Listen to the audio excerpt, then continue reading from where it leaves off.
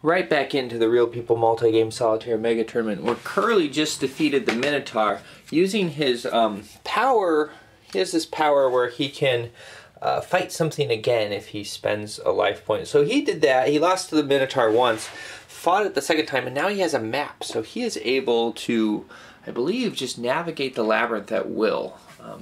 Not sure if that's going to be hugely useful, but the labyrinth is the central map tile, so he can pretty much just treat it as two jumps. You know, he can go from here to here with one space. So that could be useful, maybe, perhaps. Back down in Der Intervelt, it's Scoot's turn. She's pretty hamstrung in terms of where she can go. She needs to stay 5 spaces away from Mooney's Aqualad, or he can jump her. She would like to be able to go to Styx to bring her life back. As you may recall, she only has 1 left to live, and then her ancestors come back, and her ancestor will not be nearly as powerful as she is. You know, it's her game to lose at this point, but it's pretty precarious. She's got to go this way. I'm pretty sure she doesn't want to go up towards Weeder up there. There's all this treasure now that's opened up now that the pressure's off from Der Verdammte. You know, I mean, that's still quite a bit of pressure. She could get back into the same situation. But she really wants to reveal Der Verdammte as soon as possible. The problem is Mooney's Aqualad is now in the mix. So she's going to head this way anyway right now. And that's where she rests. Weeder's turn. She is finally going to deliver the wayward Hades back to his throne. Now, Hades is very grateful for this. So not only is she rewarded by another shadow cube being taken off of Der Verdammte, but Hades gives Weeder his trident. This trident is very, very special, and it can be used against Der Verdammte. So now, all 3 people in Der Intervelt have a weapon that they can use. In Scoot's case, they have 2 against Der Verdammte. So now it's just a race to make Der Verdammte appear and see who gets to make the challenge, and then whether or not they succeed. Der Verdammte, you know, isn't just some golden apple to pluck. He is a dark, shadowy lord who, you know, is pretty tough. So we'll see how they do. Aqualad has several choices he can make right now. He's actually the closest to the Chaos tile, and he's also close to these face-down tiles here. One of these could have the final avatar of Der Verdammte. That's the one that fits there. When he is defeated, that's when Der Verdammte appears. So he figures he's got a good shot at it right now, and so he's going around here uncovering this. Now what he has just done, just to let you know the import of what he has done, he has freed up Styx for Scoots. He's gone far enough away, but he feels like he's not going to wait for Weeder to come on down and have to tussle with her. Another choice he had is he could have gone up to Tartarus to deliver some of the monsters he has, but that would have taken a long time, and Weeder could have just gone down the other side and had the advantage that he now has. So he went ahead and took it. It's not what he wants, though. There is another one down here, but this is just another monster. And it's going to put a shadow cube actually on Der Verdammte, and then he has to try and face it. And wow, I don't think that's enough. Oh wait, yeah. No, this is one has a -1 to ranged. His number is 9, so he just barely missed it. So he is going to get a shadow cube somewhere. Time to check back in with Half Pint. She's been slowly making her way to these turn down counters. There's several encounters here in the northeast that haven't really been touched by people. She's gonna maybe be thinking about using her Pegasus pretty soon. Tice is getting close. She has to kind of evaluate whether she thinks Tice is successful, because Half Pint is a little half-baked herself in that she's not quite ready for the assault. But, you know, Tice has got a good number of cubes. She doesn't have a high number. I don't know. Half Pint's gonna have to make some choices. It's been a while since I myself have faced the Nameless, so subsequently it's been a while since the players have face the Nameless. They're not sure how strong you need to be in order to beat him. You know, Tice certainly appears strong though, so she'll go by that.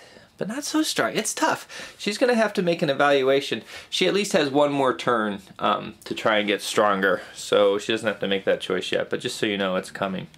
So a while back I posited that perhaps all the servants of the Nameless could only be attacked with one ability, like that one right there. I just found out that that's not the case. Fry's just ran into this servant of the Nameless, and it's just a -2 to any stat. So Fry's has a 7, it's going to be a 5 or better on 5 dice. And he beat it. Got an excellent roll on the Mystic. That means he gets to draw any tile he wants from the bag. That couldn't have worked out better for him. He moved right up to the Mystic, used the coin he just got from the Thief last time. I don't know if you recall, he picked up a Thief there. Got 3 coins from them.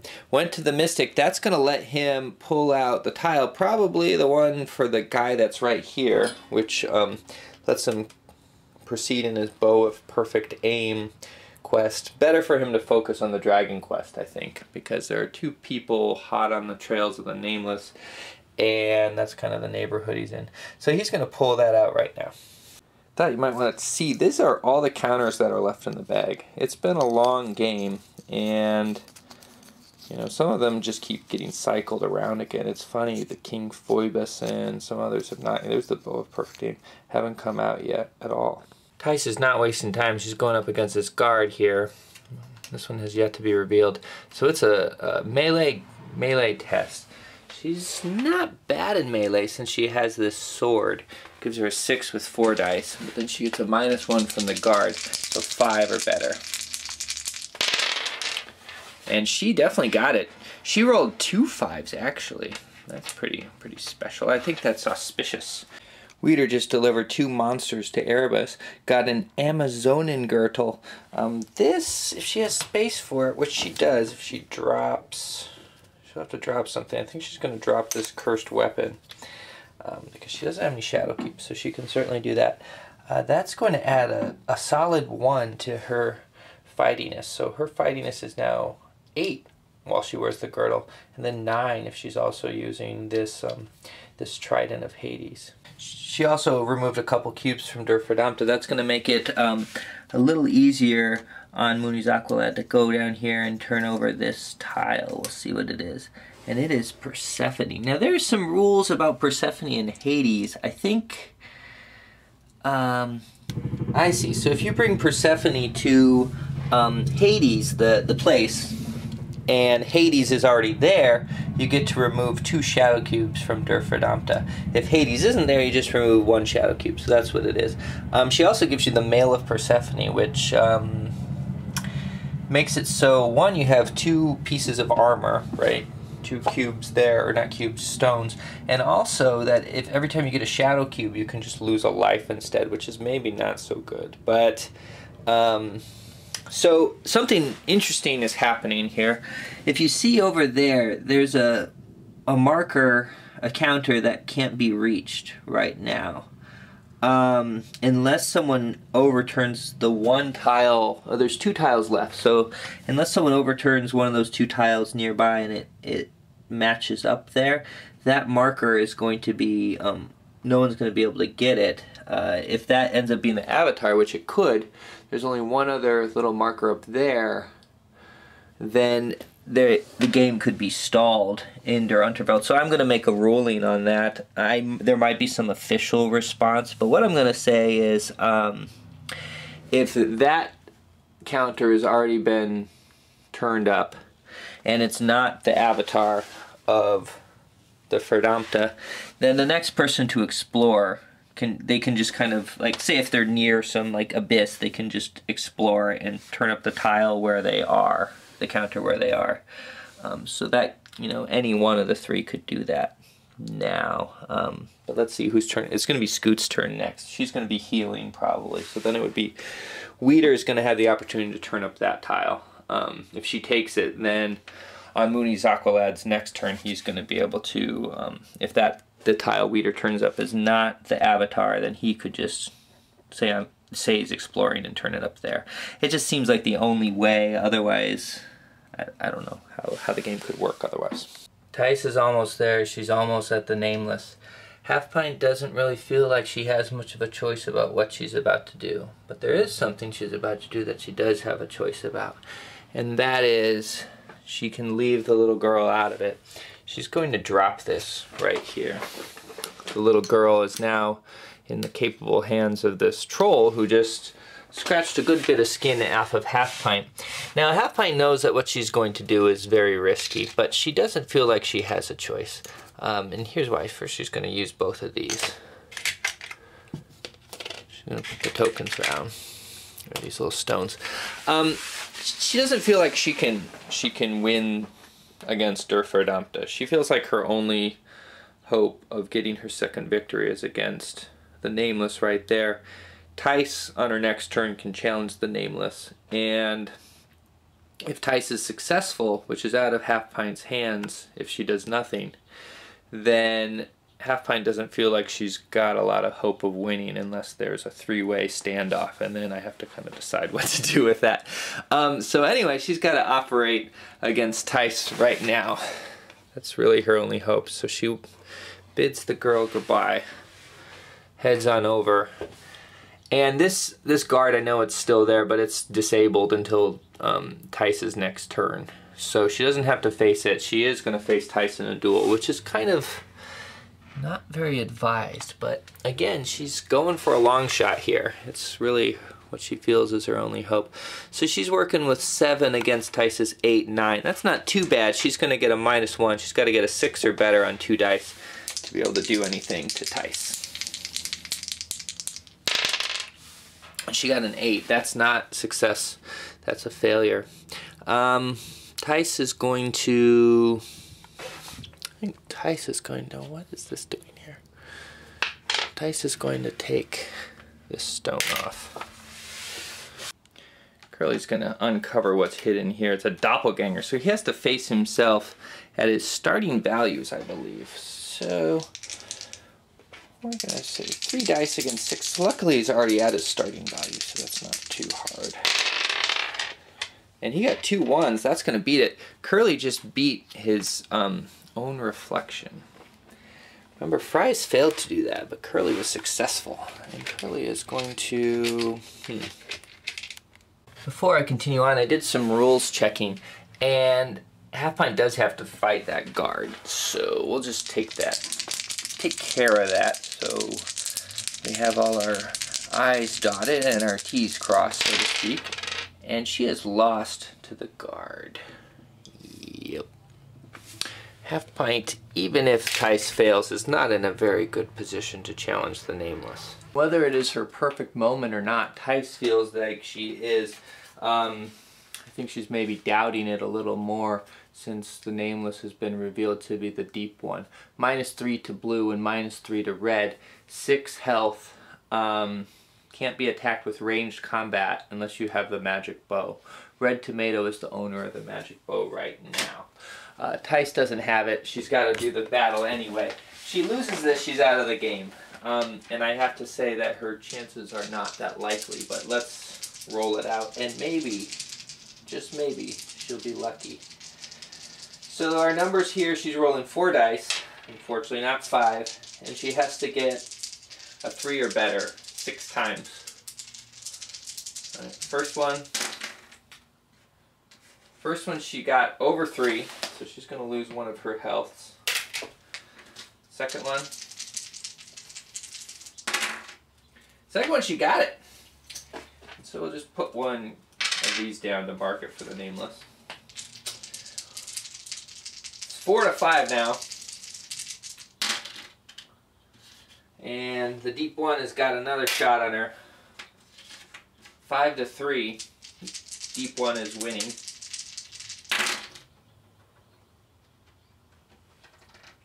Ooh, 4. She rolled 3 2s. That was very close. Tice is down to 2 health. That's not...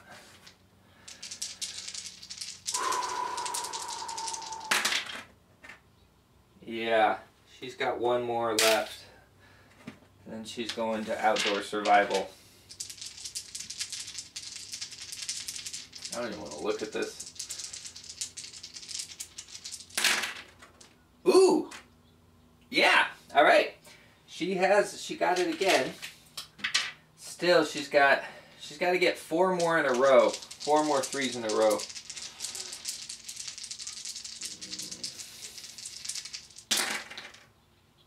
Yeah. She should have visited the mice. She didn't know what she was getting into. That was luck, though. I mean, let's take a look at some of the namelesses she could have fought. Those are dragons. So, we have the 6-armed goddess. She would have done equally bad against her, actually. Well, yeah, probably just as bad. She would have had to get a 4 or better. A warlock, she would, if it had been the warlock, Tice might have cleaned up. She would have been able to use her full 6 of her melee. The Black Knight, you need the U staff. That looks like this has a typo on it. The Shadow, it absorbs hit points, and the Demon. So any one of these would have been hard, I think, except for maybe the Warlock would have been what she would have hoped for. Tice was ill prepared and she suffered the consequences. She's now out of this game. Tice. Interesting little side effect of that combat. Where's this guard go? Right there. Is all of her stuff gets left in the Nameless's spot. No one else can really reclaim that until they've either fought the Nameless or until they're Curly. So Curly has a nice little trove of treasure waiting for him back home if he ever decides to amble back that way. And Weeder's not going to do it. She's not going to be the one to try and take on the last of the avatars so that Mooney's Aqualad can just swoop in and face Der Verdammte. No way.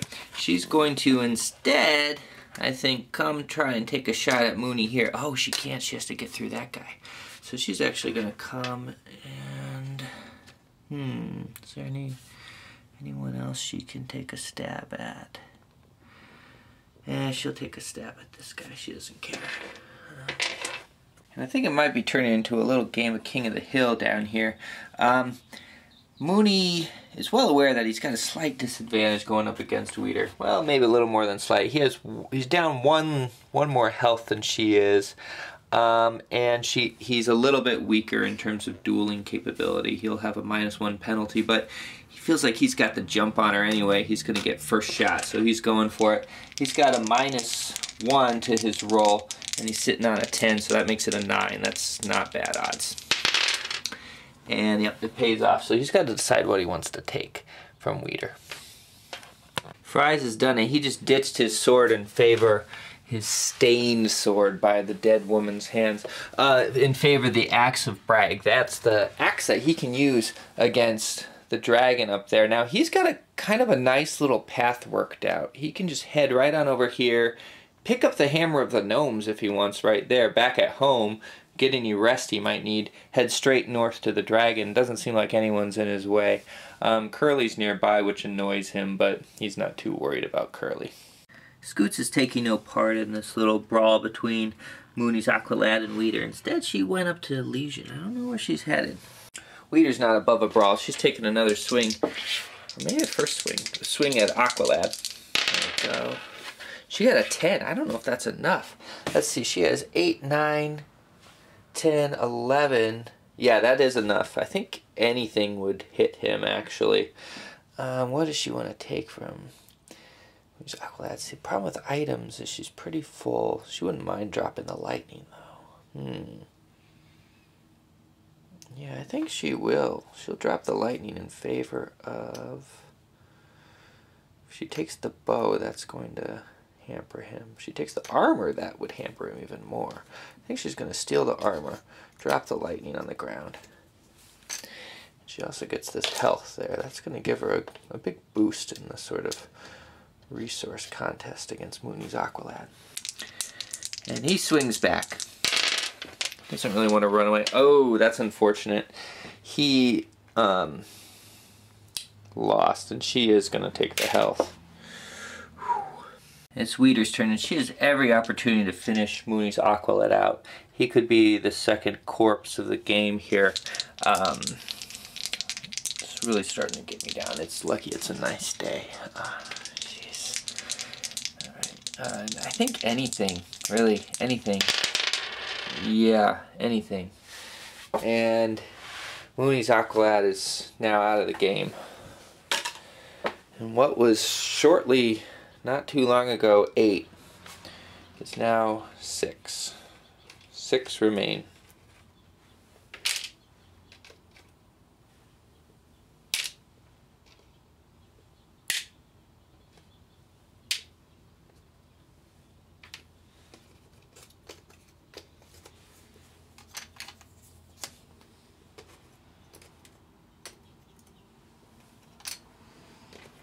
I'll say this bow heads back to Orion.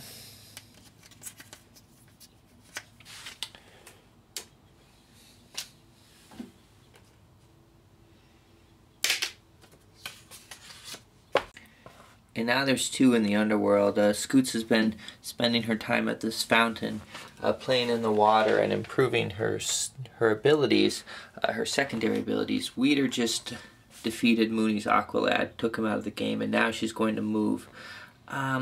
She's looking strong right now.